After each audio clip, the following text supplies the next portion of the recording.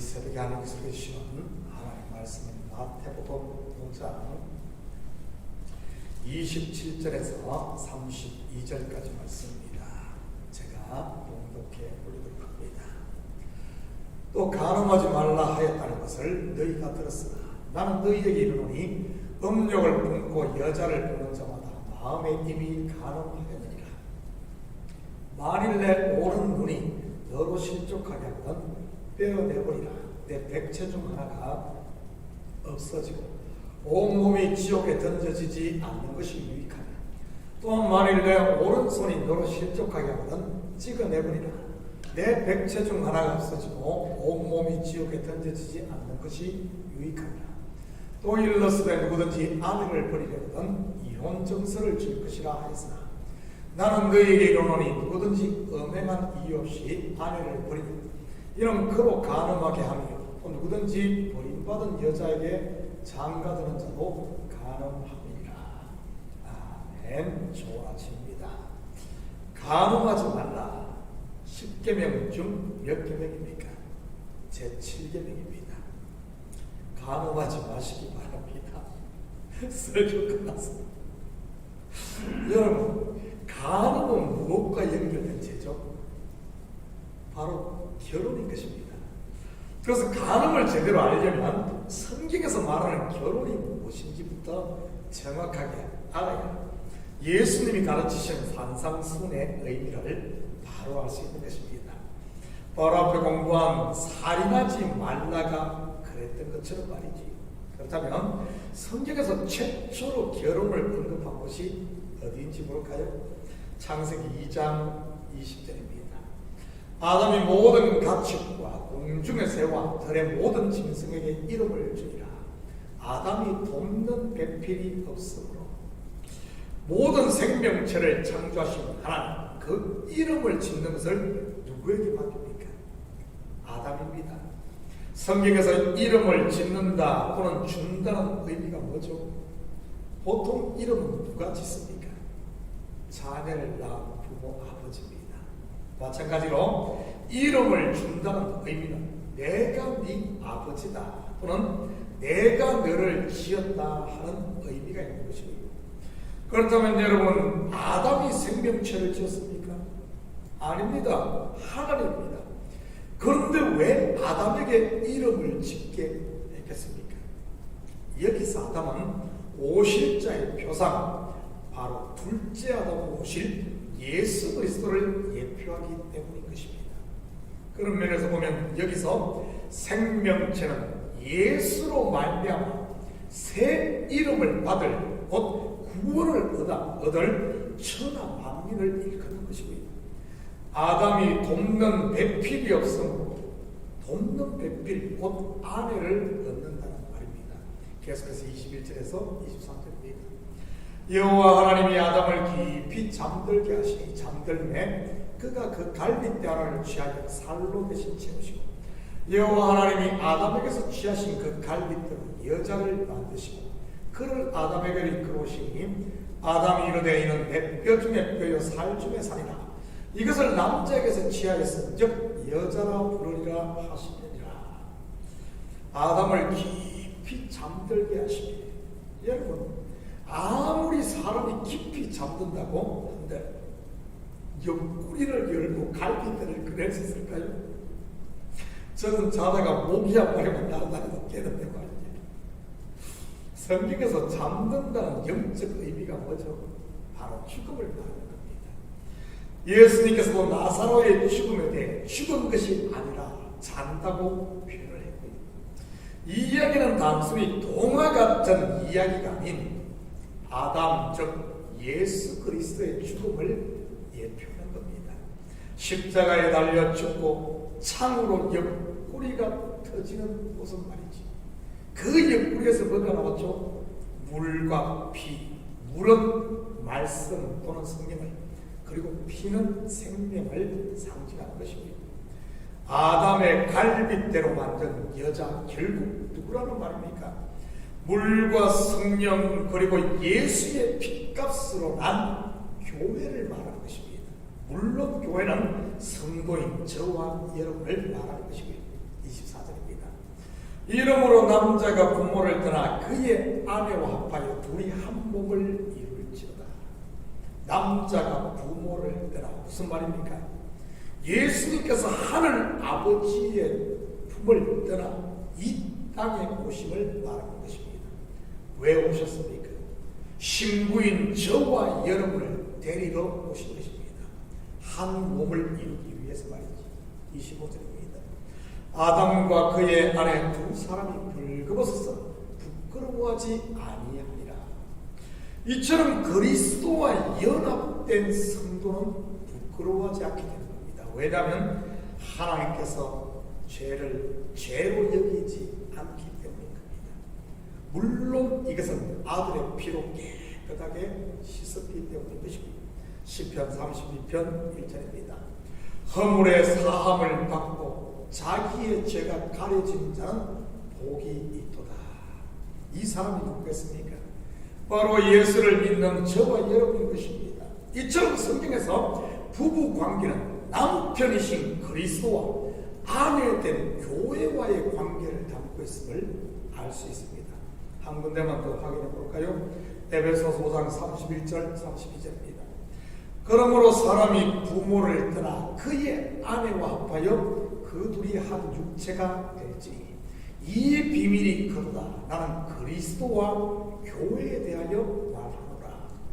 여러분도 아시다시피 에베소서 5장 22절부터는 아내와 남편에게 주는 교훈입니다. 그런데 그 결론을 어떻게 내리고 있습니까?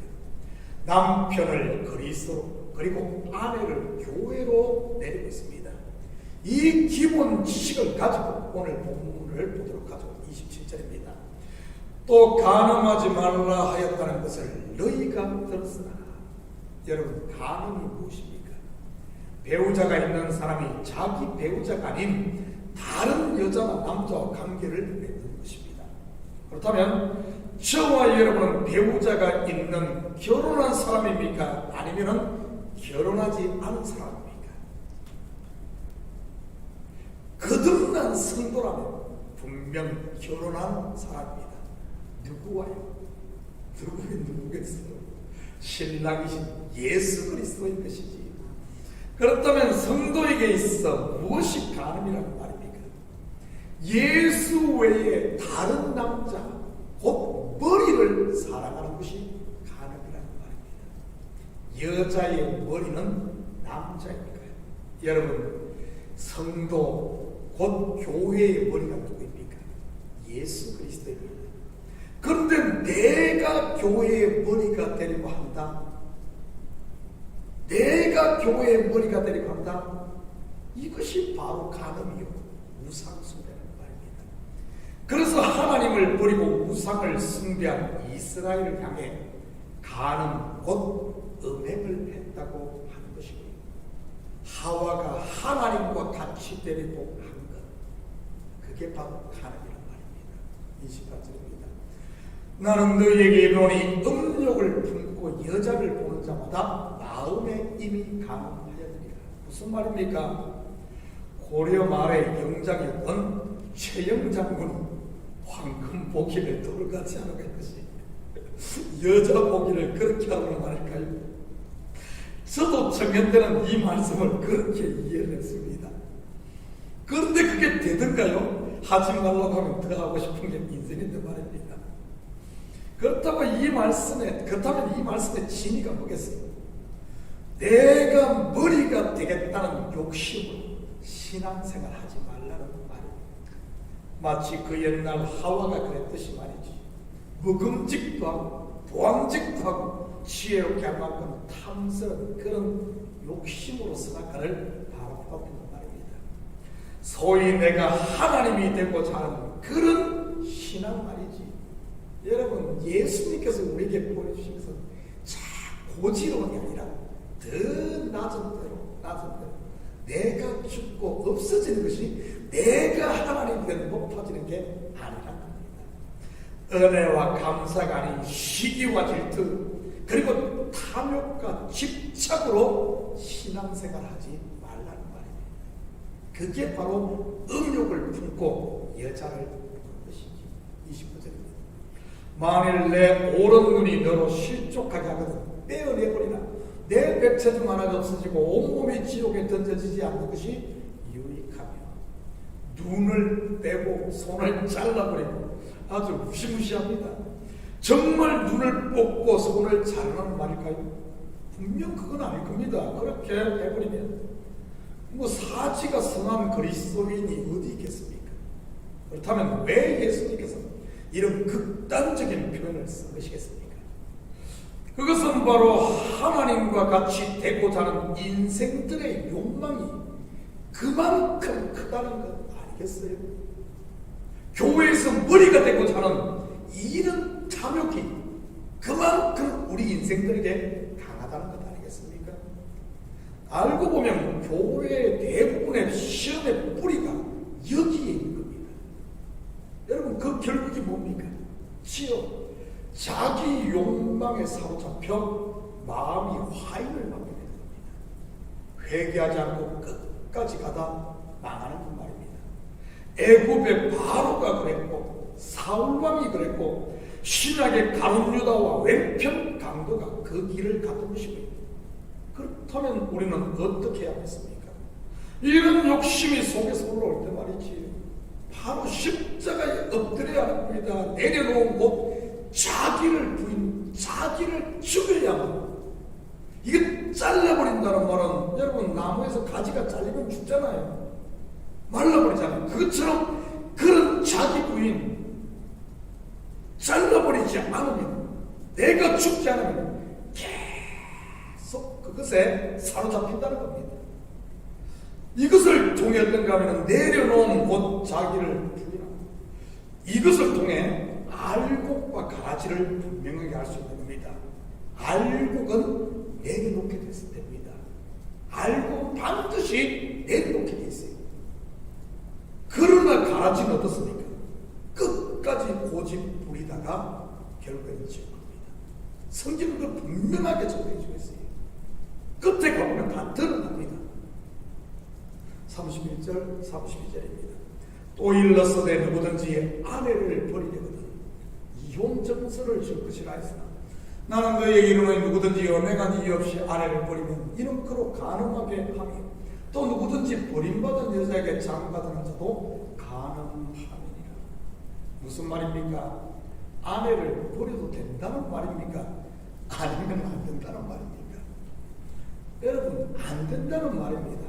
물론 이 말은 우리의 신랑이신 예수 그리스도께서 저와 여러분을 절대 버리지 않는다는 그런 말이고요. 왜냐하면 그분은 언약의 신실하신 하나님이에요. 사랑의 하나님입니다. 그런데 여기에 보면 음행한 이유 없이란 단서가 붙어 있습니다. 음행이 무엇이라고 했습니까? 자기 남편 외에 다른 남자를 사랑하는 것이라고 했습니다. 사도 바울의 표현을 하면 성령으로 시작했다가 육체로 마치는 것이, 히브리서 기자의 표현으로 하면 한 번 비침을 받고 하늘의 은혜를 맛보고 성령에 참여한 바 되고 하나님의 선한 말씀과 내세의 능력을 맛보고도 타락한 자들은 다시 새롭게 하며 회개할 수 없나니 이는 그들이 하나님의 아들을 다시 십자가에 못 박아 드러내놓고 욕되게 한다는 이런 말입니다. 여러분, 무슨 의미입니까? 복음을 듣고 거듭난 성도는 절대 그 길로 갈 수 없다는 말입니다. 왜죠? 우리 속에 성령이 그렇게 놔두지 않으니까요. 왜냐하면 성령은 우리를 추적하는 분이니까요. 박해하는 분. 육체로 돌아가려고 할 때마다 성령이 우리 속에서 나를 그냥 놔두지를 않는 겁니다. 그래서 사도 바울이 오호라라는 공부가 있습니다. 그렇게 계속 가는데도 성령이 요동하지 않고 그걸 추적하지 않는 사람들은 이 속에 성령이 없으니까 계속 그렇게 가는 겁니다. 그러니까 끝까지 가다가 지옥 가지. 그런데 성령이 있는 사람들은 저 얼마든지 우리도 실수할 수 있고 넘어질 수 있고 뭐 늘 그렇게 할 수 있어요. 그런데 끝까지 가지 못합니다. 왜? 성령이 우리를 괴로워서, 스스로 괴로워서 포기하게 되는 겁니다. 이걸 통해 우리는 드러나는 거예요. 그럼에도 끝까지 간다. 무슨 의미겠습니까? 그 사람은 처음부터 거듭나지 못한 성령이 없는 사람이라고 말입니다. 가룟 유다처럼 말이죠. 가룟 유다 12 제자에 속한 줄 알았는데 3년을 갇힌 실상은 어떻습니까? 추수 때가 되자 실체가 드러나지 않습니까? 가라지로 다 드러납니다. 그걸 통해서 알 수가 있는 것이죠. 그렇지만 우리 하나님의 거듭난 성령을 받은 거듭난 성도는 절대 그 길로 못 간다는 말인 것입니다. 사랑하는 성도 여러분, 오늘도 우리의 신랑이신 예수 그리스도 안에서 하나님께 주신 은혜와 평강을 누리고 그분으로 만족하고 혹시 내 속에서 그런 것이 일어날 때마다 감히 십자가 앞에 뿌리시고 성령이 요동할 때마다 고집 부리면 부릴수록 사도 바울이 그러지 않았어요? 야, 네가 가시채를 차는 것 같다. 차는 작순 너만 괴롭다. 그래서 결국에는 못 가잖아요. 오늘도 혹시 성령께서 우리 그런 감동할 때 고집 부리지 마시고 주님 앞에 엎드림으로 하나님께서 주신 하나님의 나를 마음껏 누리는 이런 복된 할 되기를 예수님의 이름으로 축복합니다. 같이 기도합니다. 사랑의 아버지 하나님, 참으로 감사드립니다. 우리같이 보잘것없는 고멜과 같고 아버지 하나님, 참으로 부족하게 흠이 많은 술람미와 같은 우리를 찾아오셨습니다. 신의 아버지 하나님 신부로 삼으시고 우리를 거룩한 아버지 하나님, 하나님의 백성으로 단장시키시는 하나님, 그 은혜가 얼마나 큰지, 그 사랑이 얼마나 귀한지 그 사실을 알게 하시고 이제는 아버지 하나님 온전히 예수로 만족하며 믿음 안에 온전히 사는 저희들 되게 도와주시옵소서. 설령 내 마음에서 옛것에 대한 그리움으로 자꾸 그쪽으로 가려고 할 때마다 우리 하나님 성령의 음성을 듣게 하시고 말씀을 들을 수 있는 귀를 허락하여 주셔서 뒤돌아 가다가도 주께로 다시 돌아와 아버지 하나님 우리의 시민권이 하늘에 있음을 알고 땅의 뜻이 아닌 하늘의 뜻을 쫓는 저희들 되게 도와주시옵소서. 우리 속에 어리석음이 있다면 우리 하나님 주께서 아버지의 말씀으로 깨뜨려 주셔서 지혜롭게 하시고 하나님의 음성에 하나님의 소리에 귀 기울이는 저희들 되게 도와주시옵소서. 감사드리며 예수님의 이름으로 기도드립니다. 아멘.